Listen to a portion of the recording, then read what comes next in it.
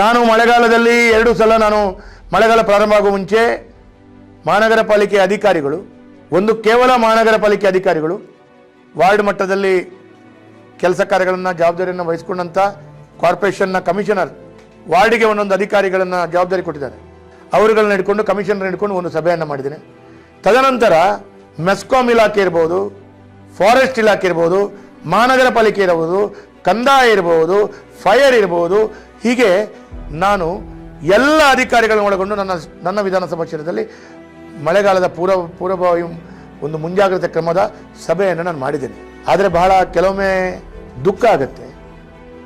ನಾವು ಎಷ್ಟೊಂದು ಸಲ ಹೇಳಿದ್ರು ಕೂಡ, ಎಷ್ಟೊಂದು ಸಲ ಉಲ್ಲೇಖ ಮಾಡಿದ್ರು ಕೂಡ ಆಡಳಿತದ ವೈಖರಿ ಹೇಗಿದೆ ಅಂತ ಕೇಳಿದರೆ, ಆಡಳಿತ ನಡೆಸುವಂಥ ಪಾರ್ಟಿಯ ನಾಯಕರುಗಳ ಮಾನಸಿಕತೆಯ ಅದೇ ರೀತಿಯ ಪೂರಕವಾಗಿ ಇವತ್ತು ನಮಗೆ ಕಾಣ್ತಾ ಇದೆ. ಯಥಾ ರಾಜ ತಥಾ ಪ್ರಜಾ.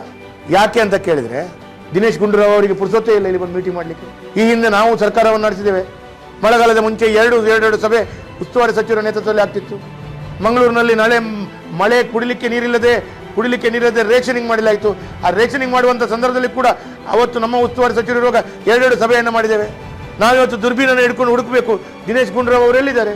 ಯಾರು ಅದನ್ನು ನಾವು ಅಧಿಕಾರಿಗಳಿಗೆ ಹೇಳಿದ್ರು ಕೂಡ ಅಧಿಕಾರಿಗಳು ಕೆಲಸ ಕಾರ್ಯಗಳನ್ನು ಯಥೇಚ್ಛವಾಗಿ ಸರಿಯಾಗಿ ಮಾಡುವುದಿಲ್ಲ ಅಂತೇಳುವಂಥ ಮಾನಸಿಕತೆ ಇದ್ದಾಗ ಅದನ್ನು ಸರಿಪಡಿಸಿಕೊಂಡು ಆಡಳಿತದಲ್ಲಿ ಅಧಿಕಾರ ನಡೆಸುವಂಥ ಕಾಂಗ್ರೆಸ್ ಪಕ್ಷದ ಮಂತ್ರಿಗಳು ಬಂದು ಮಾಡಬೇಕಲ್ಲ.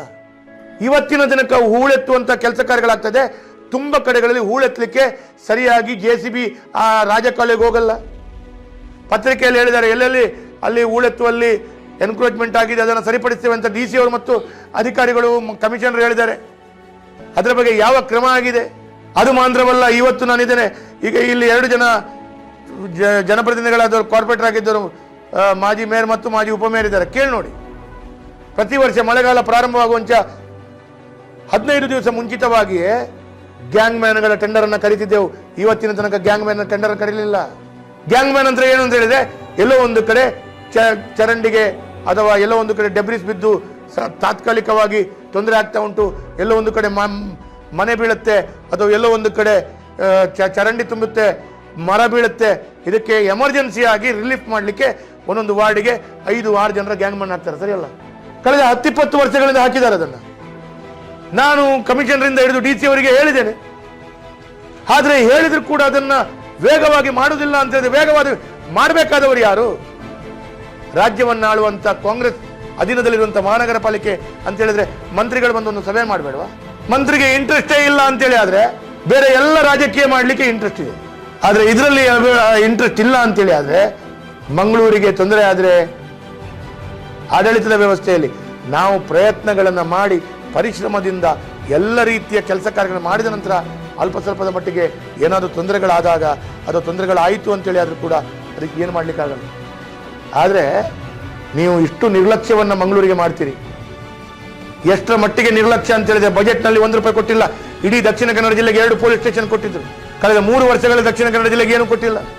ಯಾವುದೇ ಒಂದು ಕೆಲಸ ಕಾರ್ಯಗಳು ಸರಿಯಾಗಿ ಆಗ್ತಾ ಇಲ್ಲ. ಹಾಗಾಗಿ ಈ ರೀತಿಯ ಚಿಂತನೆಯೊಂದಿಗೆ ಉಸ್ತುವಾರಿ ಸಚಿವರು ಎಲ್ಲೋ ಒಂದು ಕಡೆ 2 ತಿಂಗಳಿಗೆ ಒಮ್ಮೆ ವಿಸಿಟಿಂಗ್ ಮಂತ್ರಿಗಳಾಗಿ ಬರುವುದು ಅಂತೇಳಿ ಆದರೆ, ಅಥವಾ ಉದ್ಘಾಟನೆಗೆ ಬರುವುದು ಅಂತೇಳಿ ಆದರೆ ದಕ್ಷಿಣ ಕನ್ನಡ ಜಿಲ್ಲೆಯ ಪರಿಸ್ಥಿತಿ ಏನಾಗಬಹುದು?